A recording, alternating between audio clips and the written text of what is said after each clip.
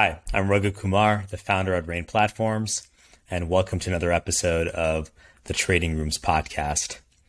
Today, I have the pleasure and honor of interviewing Dr. Ernie Chan from Predict.now.ai. I'm also joined by Jose Carlos Gonzalez Tanaka. Tanaka is a trader, a Forex trader, who is also a big fan of machine learning and is a big fan of Dr. Chan. And so when I told Tanaka that I'm going to be interviewing Dr. Chan today, he basically asked me if he could join me. And I said, sure, let's do it. Dr. Chan is someone that I've followed pretty closely over the years. If you came up to me anytime in the past, maybe 10 years, and you asked me, who should you read? Whose content should you read to learn more about algorithmic trading? I would have probably told you about Dr. Chan. Dr. Chan has written numerous books on algorithmic trading, and on a personal level, he's actually helped me a lot. He doesn't know it, but he's helped me a lot in terms of just putting out amazing content on algorithmic trading. Not to be outdone, he's also an expert on machine learning. And so it's not surprising that someone like Tanaka, reads a lot of Dr. Chan's work. Today, we're going to talk to Dr. Chan about the evolution of machine learning. How has machine learning evolved over the years? And what is it about the stock markets which makes machine learning so applicable? We're going to talk about things like chess and how in chess, machine learning bots have been introduced, and these bots which use proper machine learning principles are able to beat the best human players using these machine learning principles. And yet in the stock markets, we're not quite there yet. Why is there that discrepancy, and why is there this lag when it comes to machine learning catching up with the stock markets, and what does that mean for the future? So we're going to talk about all of this today. Before we get to the episode, I want to quickly talk to you about our sponsor for today. This episode is sponsored and brought to you by TradingRooms. TradingRooms is India's first automated social investing platform. TradingRooms is basically the future of trading. With TradingRooms, you can discover expert traders and investors, and you can subscribe to their purpose-built rooms. Some rooms are trading equities, other rooms are trading derivatives. But the magic is that you can come in and link your existing brokerage account. And when you do so, you have the option of taking any of those trades on your brokerage account in a fully automated manner or in a one-click execution manner. TradingRooms is basically asset class agnostic, and more asset classes will be launched very soon. TradingRooms is basically trying to promote automated trading, and of course, the company is beginning its journey in India. Check out TradingRooms at www.tradingrooms.in. All right, without further ado, here is the episode with Dr. Ernest Chan, and I'm joined by Jose Carlos Gonzalez Tanaka. Enjoy. Thank you, Raghu. Super excited to be here, and good to meet you, Tanaka. Thank you. I'm glad to. Yeah, it's pretty cool because, I'm in the US and Tanaka's in Peru and Dr. Chan's in Canada. So, we've got guests from all over the world. So, Dr. Chan, I thought we could start with your journey with the stock markets. What was your motivation to get into the financial markets, and how have things kind of changed for you, over the years? Yes. So I actually started my career not in finance, but in human language technologies. It's also known as natural language processing. I was a researcher at IBM Research Lab, in TJ Watson Research Lab in machine learning and applying machine learning to speech recognition, machine translation, as well as natural language understanding. So, but interestingly, my group at IBM was very well known at that time. But interestingly, we find that a lot of my very well respected colleagues were leaving the group while I was there, and we were, every once in a while we are going to say goodbye parties at the lunch at various restaurants. So I was wondering where are they all going? It turned out that they are all leaving for a then little known hedge fund called Renaissance Technologies in Long Island.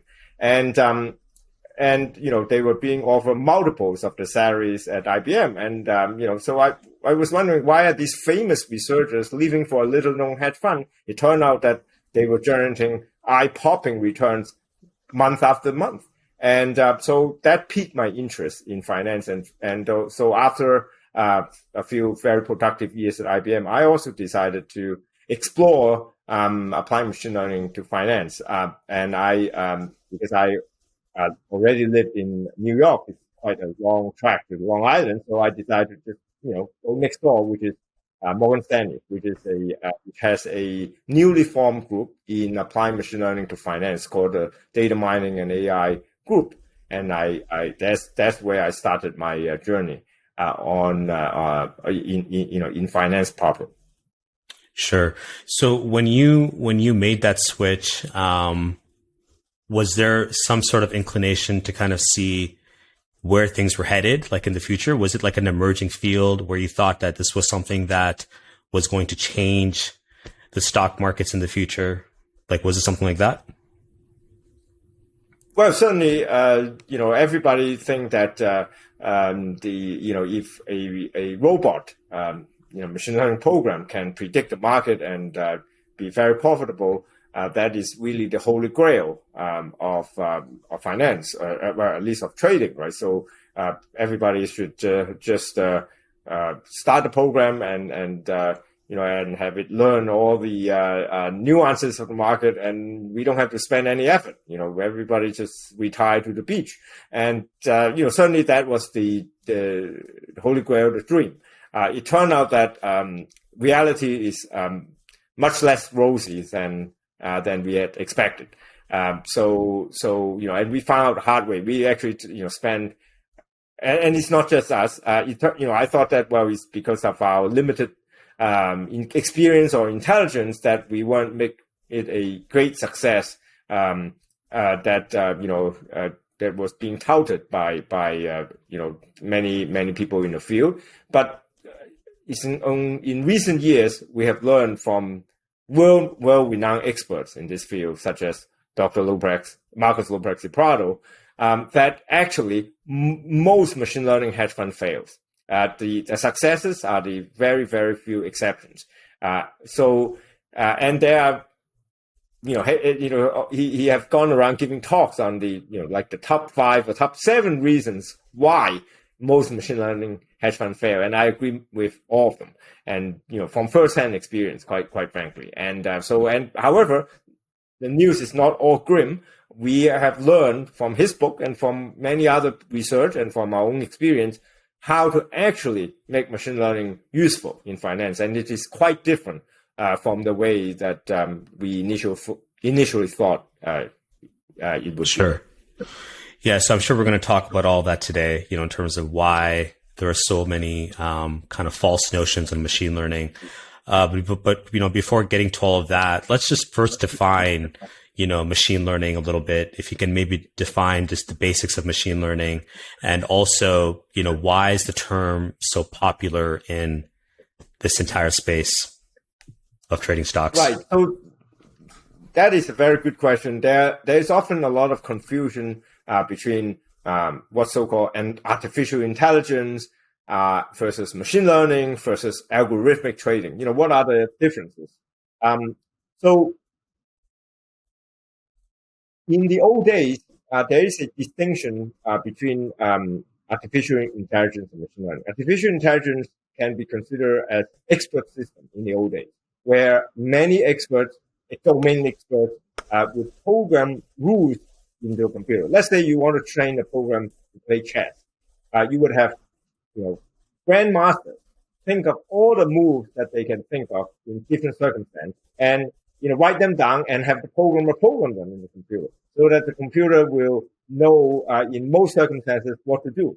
But that is extremely tedious, and it's actually quite ineffective, because you cannot possibly list all the possible scenarios and moves that in chess, not to mention in the stock market, right? So, and so it has been replaced by a newer paradigm, which often now is called machine learning, although now AI is also, becomes synonymous with a new kind of machine learning, where the machine is supposed to learn these rules automatically. So you don't have to have the grandmaster program explicitly tell what moves you should follow. The machine is supposed to learn from past moves, the past data, what to do in particular circumstance. And that is exactly what we want to apply to the stock market too. We cannot possibly program every rule that says, okay, if the market is down 1%, it's time to buy. If the market is going sideways, time to short. We don't want to program these rules to the machine. The machine is supposed to learn from vast amount of past data to discover these rules all by itself. That's what machine learning is. Now, algorithmic trading, generally speaking, is like the artificial intelligence or expert system of the old days. Typically, it's programmed by the human who may have a mathematical model, may have intuition about how the market should behave, and they write down a set of rules, like, as I just said, when the market is down 1%, buy, that kind of rules, or use different technical indicators. When this moving average cross that moving average, and when the RSI is at this level and Bollinger Band is being crossed at the lower end, we sell. That kind of rules have been, programmed into a computer, and that is a algorithmic trading system. This is analogous to the chess playing expert system of old. But again, machine learning is hoping to eliminate this human step where you have to explicitly program the rules and have the machine learn these trading rules all by itself. The trouble is that approach had worked very well in chess. As I said, having a machine learning program learn the chess moves has soundly beaten the old expert or AI system where you have to program every move. It has been proven by DeepMind, by IBM, Watson, and many, many, many other systems that you can't program the rules directly. You have to learn it by itself. Interestingly, the situation is completely different in finance. To ask the machine learning system to learn how to trade on its own has been, frankly, quite unsuccessful. On the other hand, look around Renaissance Technologies, Two Sigma, DE Shaw, most of them have not used machine learning to build the rules themselves. They have high human traders. I know traders coming out of DE Shaw that manage $10 billion, and they say, oh, you guys, you from DE Shaw, you must be having a machine trade for you. I say, no, I'm using my deep knowledge of the market to trade. Right. Forget about the machine. I am the machine. And it's that, so actually most successful traders do not use machine learning to make moves in the market. They were like the grandmaster in chess. In finance, it's completely opposite. The grandmaster of finance are soundly beaten the machine, unlike in chess or in Go. So that's the So this kind of leads me to my next question here.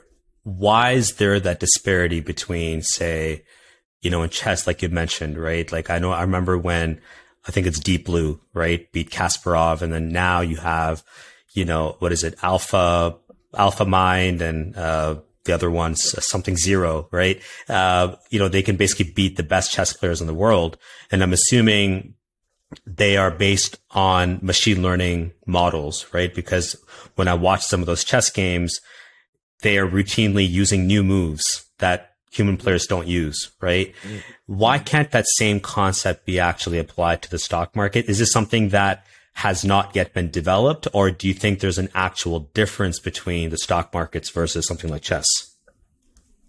So I think there are two main reasons. One is that the rules in the chess or Go doesn't change. The rules are the same. And so it has a very stable environment. So you can generate, use a random number generator to generate trillions of possible chess moves and have the machine learn from it. No problem. There's no lack of data because the rules doesn't change. You can simulate it as many moves as possible. Market, on the other hand, does not have that property, right? So the market has never seen a pandemic since the maybe the last pandemic was in the early 20th century. Nobody have learned from that.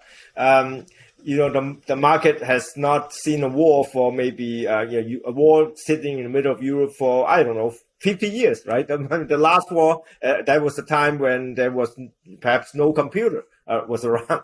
So, nobody have that data to learn. So the market rules changes all the time. The regulation changes, the stock market microstructure changes, the players change. Didn't used to have so-called things such as high-frequency trading. No one ever heard of them 30 years ago. Now, it's like, most of the volume are due to high-frequency trading. So right. It is not completely different from a chess game where the rules are fixed. And, how do you learn from the past without being, when there are these examples that are lacking from the past is a major problem. Regime changes, economic changes, all of them tend to derail a straightforward learning. Now, the other thing, I think property is that the market is a multiplayer game, whereas the chess and Go is a one-to-one player. So it is much more difficult to win a multiplayer game because you are not just trying to beat one opponent. You think that, this opponent is doing this thing and you make that move. But unfortunately, there are many, many millions of other opponents that are doing something else. Some opponents are not trying to trade against you. They are just doing their own thing. They are just liquidating because they need money to pay bills. And yet other players are trading because they are a regular rebalancing of their portfolio. It has nothing to do. They're not even trying to make money. They just, regularly, a index fund or some kind of portfolio need to be 60% in equity and 40% in bond. And if equity drop a lot, now it's 55% equity. Well, they have to buy equity. It's not because they think the equity is going to go up. They just have to buy it. They have to do it, right. All these different motivation and players in the market. And it is, which player is dominant on each day. It is, very difficult to learn that kind of situation. You need a much higher level of intelligence to capture all this, and those intelligence is here, is in our head. Sure. Maybe not in my head, but in certainly many other successful traders' heads. And that's the reason that they are actually successful, more successful than machines. Sure. My last question before I head it off to Tanaka. So this is a question I've been wanting to ask you. You have stated that you basically pivoted from machine learning to finance, and then you went back to machine learning, right, with Predict Now. And yet you've also stated that machine learning doesn't necessarily work in trading. So how do you reconcile those two statements? Yes. So, after not being able to make any progress applying machine learning to finance, in the last few years, suddenly there is a realization, and I don't claim credit in this realization. One of the biggest perhaps profit of this realization is Dr. Marcus Lopez's product, where the idea is that machine learning should be applied at the meta level. As I said, we lead a meta intelligence. And indeed, the paradigm that he proposes is that machine learning should be used to predict whether a particular trading strategy will be profitable, not to predict whether the market is profitable. And the reason is actually numerically clear. The market is extremely random, sometimes up and sometimes down. But for certain trading strategies, there's a certain characteristic of their P&L profile that is quite predictable. For example, you can see that when you have a sideways market, a trending strategy is likely to lose money. If you have a market which is, for example, risk off, you would see that growth stock is likely to suffer, whereas value stock might outperform. So there are all these sort of themes in the market that are applicable to individual strategies. And they are much more, the profitability of individual strategy are actually much more predictable than the profitability of the market. The market go up and down with a lot of noise, but a lot of these trading strategies exhibit a much more discernible pattern of whether they are profitable in certain market conditions. You might call that regime prediction. So, while machine learning program is hard to predict, every day is the market up, down, or every minute is the market up or down. But it is much more successful, I would say, in predicting whether a particular market regime is favorable or non-favorable to a trading strategy. Like these couple of months, certainly momentum strategy are very favorable. Whereas in the whole year of 2021, mean reversion strategy is very favorable. And the machine, right. and this regime doesn't change every day, right? Of course, it changes from year to year, maybe even changes from month to month, but it doesn't change one day to another. It doesn't change 1 minute to another. And because of this persistence of the market regime, it is actually easier for the machine to pick up on this kind of regime. Now, when I say regime, people think of simple things like I described: mean reversion regime, momentum regime, risk off, risk on, or value or growth. Well, that is simple labels. Of course, when the machine look at regime, they are looking at much more complex regimes. They are not talking about those simple regimes that we human can label. They're talking about regime specifically with respect to a trading strategy. Because your trading strategy have some special characteristic. Maybe you're trading natural gas. It's useless to talk about mean reversion or momentum in the equity market if you're trading natural gas, right? So regime is very dependent on the particular market we're talking about, and not only that, but it's particularly dependent on the trading strategy we are talking about that is applied to that market. It is, a regime is not favorable, unfavorable, except with respect to a particular trading strategy. So these complex regime, humans can't even give a name to them, but the machine doesn't need a name. The machine implicitly learn how to identify this regime for a trading strategy. And that paradigm of predicting the regimes, predicting whether a strategy will be profitable, turn out will be easier than predicting whether the market will be up or down. And that is the approach that we have adopted. Interesting. Okay. Yeah, so Tanaka, you can take it forward, yeah. Yes. So what I just described is, in effect, a risk management system. So, to be very specific, the machine learning system that we constructed produce a number of the probability of profit. It's very simple to understand. What is the probability that your trading strategy will be profitable, let's say next day, to be specific? It could be next hour, but let's say next day.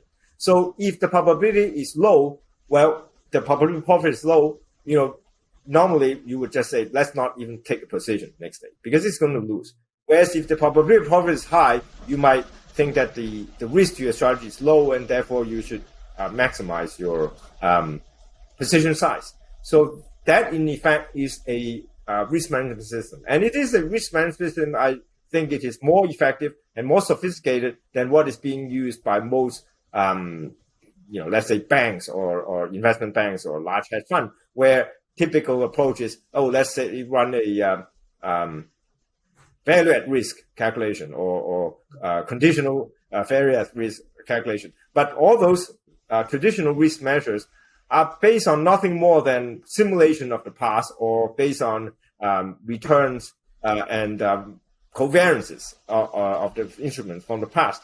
They do not take into account the specific market context that we are in. So oftentimes, let's say you have a momentum strategy. We have momentum strategy that long or short equity index futures, right?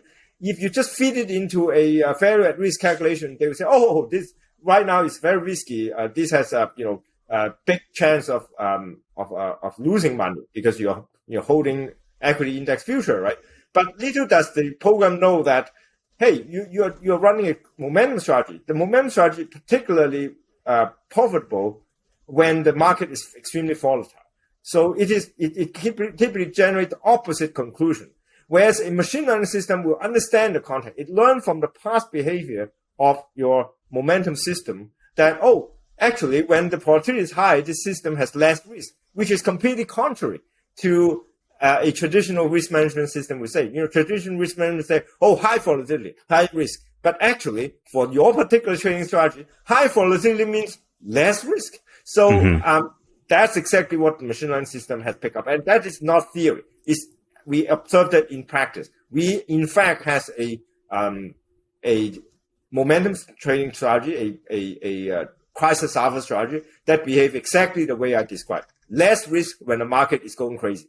And our machine learning system learn very well about that. When like in the early days of the COVID crisis, when the market was like up and down like 10%, 12% every day, you would think that, normal risk management system would say, hey, shut down, forget it. This is too much risk. Our machine learning system trade full size, maximize your leverage. And lo and behold, 80% return in a month because of that. So that's the intelligence that machine learning system can bring to risk management. Cool. I want to again follow the conversation. You talk about regime changing. How could I say? A regime detector model. So I wanted to ask, which kind of regime detector models do you use in your day-to-day practice? I mean, do you use the hidden Markov model or maybe the Gaussian Michel model? Or is it something that is, I don't know, maybe new to the market? I don't know. Which kind of model do you consider it's appropriate to use for a regime detector model? Right. So the traditional regime detection models, such as hidden Markov model, are not really machine learning models because why? They have very few parameters and they have nothing but price or returns as input. They can learn from very little things. Very few inputs. A true machine learning system would take hundreds, if not thousands, of inputs and make the judgment of the probability of profit. So regime prediction to us use a generic, actually. Many people say, oh, it must be very complicated architecture, very secret sauce. No. The secret sauce is not the algorithm. The algorithm is generic. You can download it from Facebook, download it from Microsoft for free. You don't need to pay a cent, right? So, you can use, I prefer deep learning. Go ahead, use deep learning. I prefer random forest. Go ahead, use random forest. I much prefer support factor machine. Go ahead, use support factor machine. The actual algorithm is not important because they are all free and they're all available. The most important thing, however, is the input. So you need to find the proper input, curate proper input to feed into this machine learning algorithm and to compute the probability of profit. So that's where the secret sauce is what kind of input you do. And of course, there are other secret sauce which is basically what kind of feature selection algorithm you use, what kind of hyperparameter optimization you use. There are some, embellishment to the basic algorithm that you can add, and that certainly will make a difference. But the basic learning algorithms are well known. Nobody has time to invent a new learning algorithm. We are not AI researchers sitting in a university lab with a government grant to support us. We have to, do things that make money right away. Who has time to develop a new machine learning algorithm? No. But what we do have time is to put together different components, the best practices of machine learning, together with most importantly, and together with the input data to create a system that works very well. And, that's the goal for my company, which I think we have achieved a good percentage of that project. Yes. I'm just going to jump in here with a quick question here, Tanaka. So you mentioned how, a lot of these algorithms are just publicly available. So it's not really so much about the algorithm, but about the inputs that you use, right? Could you describe just generally what are these inputs that go into a machine learning algorithm? So the input, interestingly, there was also a sort of prejudice in the past that, machine learning is going to overfit, because if you have too many inputs, it's going to overfit to the past. Machine learning has come a long way and with many new techniques to overcome that. And that is part of the sort of the customization or the nuances that I talk about. The basic algorithm is known, but all these things such as preventing overfitting, the best practices for preventing overfitting is now known and which we have incorporated. So to answer your question, everything and anything. If you're a technical analyst, throw in 100 technical indicators. If you're a fundamental analyst, throw in 100 fundamental indicators. If you are a quant, throw in all kinds of signal processing technique. Just everything under the sun. You should just throw them in. You don't care if it works. The beauty of machine learning is that it will tell you if it works. traditional quant strategy, if you throw in too many variables and some of them are useless, it will just completely ruin your model.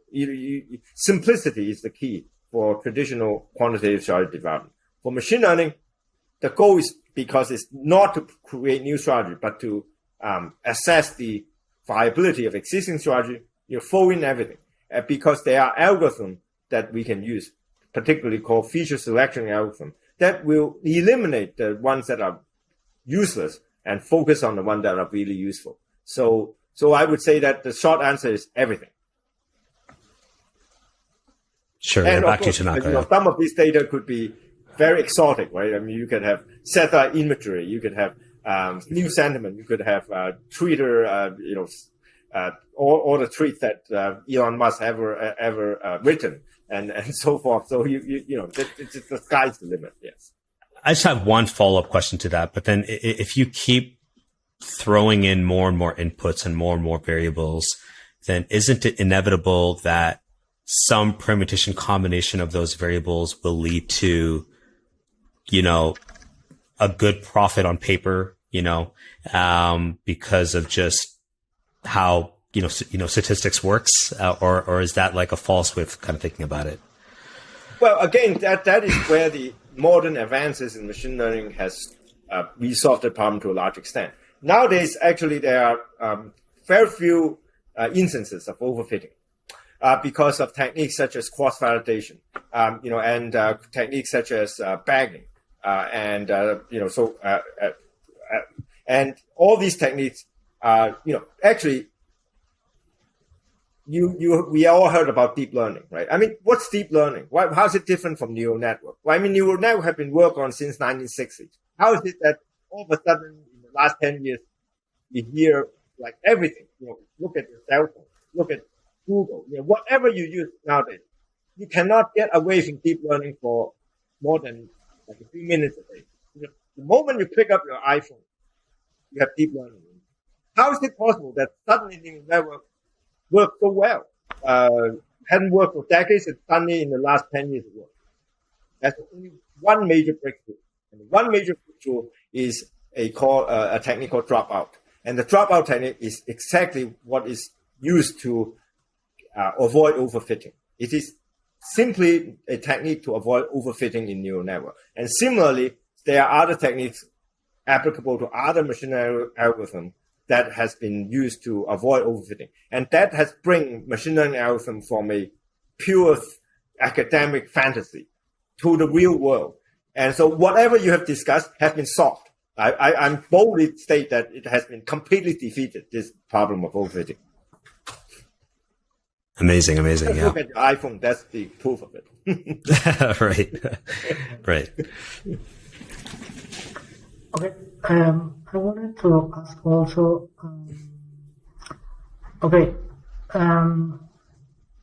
So my next question could be the following. Okay. What to expect as a retail trader from the upcoming quantum computing? I mean, the markets are going to be completely efficient. Only the institutional traders are going to profit from an efficient market in the quantum computer era.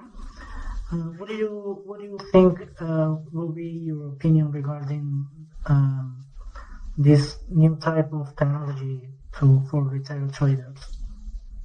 Well, I don't know that quantum computing is the only thing that would make the market more efficient. I mean, the market gets more efficient every day for many reasons. Machine learning, quantum computing, and the fact that there are more data available to general public, new trading technology available to general public. It's always getting more efficient. But I would say that at the same time, there are a large influx of retail traders to the market, and they trade with a pattern which is contrary to established patterns. So there are at the same time new arbitrage opportunities that are being presented. So while the old arbitrage opportunities go away, there are new ones that present themselves, and machine learning can pick them up, perhaps, or human trading can pick them up, and the machine learning algorithm can judge whether they're going to be successful day to day. And then there are new markets, namely crypto. People told me that whatever has stopped working in the equity market 10 years ago worked alive and well in the crypto market. So there are constantly new market, new instrument being traded, and new traders entering the market, creating new opportunities. So I don't think that it's the death of all trading at this point. Okay, my next question is, Marcus Lopez de Brau said in one of his books that research must not be the same as backtesting a strategy. However, both words are actually interchangeably used around the world. Could you please share your thoughts on the declaration? Well,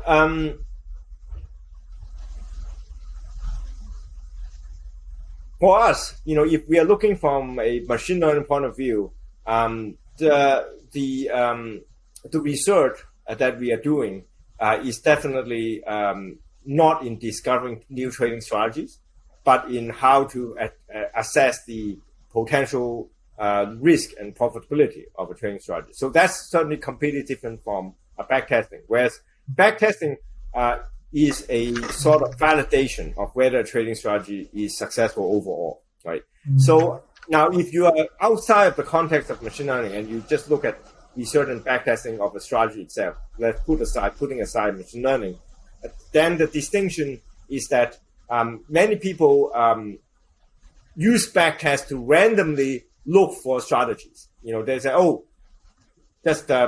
don't know what will work. Let's just randomly take 10 indicators and exhaustively make different combination and different rules until something come out. But that certainly is going to subject itself to overfitting. That I would say, brute force backtesting. Whereas a research process would be, if you have formed theories about the market based on whatever quantitative research or fundamental research or technical research, you form a hypothesis and you use that hypothesis to create a trading strategy, and then you use backtest to validate the trading strategy. So backtesting in that case is not used as an exploratory tool. It is used as a validation tool. You only backtest after you form a trading strategy that you think is successful. You don't use backtesting to find a trading strategy. So I think that is the distinction, quite regardless of machine learning. That's what Lopez de Brau was talking about. Sure. I'm just going to, wrap up with a couple more questions here. So, I'm trying to draw the parallels between, you mentioned, DeepMind and even chess, and how the machine learning bots or algorithms have made giant leaps, right, in their fields in the past few years. When the same thing happens in trading, right? Or I should say, if that happens in trading, do you think we will ever reach a point where the markets will just be dominated by these machine learning bots to the point where it becomes very difficult for any sort of participant to make money without using one of these models? Well, I think that when the human traders or institutional traders potentially disappear from market, the machine learning algorithm won't be profitable anyway. So it's a self-regulated. Right. But of course, that theoretical possibility will never happen because the great institutions hold for the long term. They, if they say, I like companies that have high ESG rating, they're not going to, machine learning says that I should sell ESG stocks. No. The mandate is that you should hold the highest ESG rating. You're not going to sell them. Right. So, not everybody is a trader. There are people that really invest, and they invest with a view towards for the greater good of their for the investor or the humanity, economy, whatever. So that's it's a completely different investment mandate that they have from machine learning trading, right? So I don't think that theoretical possibility will actually be realized. Sure. I mean, maybe a different way of asking that question, or a different version of that question, is as more and more machine learning models enter the markets, how do you think that's going to affect the markets and kind of cause the markets to change in any sort of way? Well, the belief of the defense of trading has always been the fact that we provide liquidity, right? So using the ESG example, when there's a big pension plan that have been mandated to buy up ESG stock, and they are going to buy it anyway. And the machine learning algorithm, some of them might decided that buying ahead of them might be a good idea, but they don't know when they're going to buy. And others might think that providing liquidity to this pension plan giant would be a good trade because the moment they buy, they would sell to them, because without these machine learning hedge funds, there will not be necessarily someone who would sell these stocks to the people who would want to buy ESG no matter what the price is, right? So there's always have to be two sides to the market, and the argument is that the machine learning algorithm will provide the other side and earning a profit in the meantime, right? So nobody is going to sell the stock to a pension fund that want to buy it because they expect a loss, right? This is free market. Nobody could do something that they cannot earn a fee. So you can think of this profit as a fee that the pension plan or the investor need to pay in order to gain that position, and the machine learning hedge funds are happy to take that fee. Sure. Yeah, no, I think personally, I think this is what makes this whole arena so fascinating, because there is a codependency between the humans and the machines, right? Like you said, it's a multivariate arena, with millions of participants, and everyone has their own intentions and motivations for buying and selling. And so you cannot just game the entire system by just applying a bot. So I find that really fascinating. So thank you so much, Dr. Chan. I personally learned a lot today about machine learning. I'm sure Tanaka did as well. And, thanks Tanaka as well to you too. My last question today for you, Dr. Chan, is, this is what I end every podcast with. Where do you see yourself in 5 to 10 years? Well, I hope in 5 to 10 years that this machine learning platform that I built will be a success, and that it will be providing value outside finance to industrial verticals far and beyond finance. That would be my hope, and I'll be glad to pass management off to better hands and more energetics. If I may ask over there, so outside of finance, where could this be applied to? Interesting that you asked, because we are actually applying this. A lot of times the algorithm development finance fund use way beyond finance, and we've seen many companies doing that. And even for us, you'll be amazed to learn that there's a major semiconductor manufacturer that are talking to us about applying this algorithm, as well as an oil exploration company. Fields that we know nothing about. But once we start talking about the commonalities between these fields with finance and the algorithm that can be put to work with them, they get very excited. So let's stay tuned on the outcome of these kind of endeavors.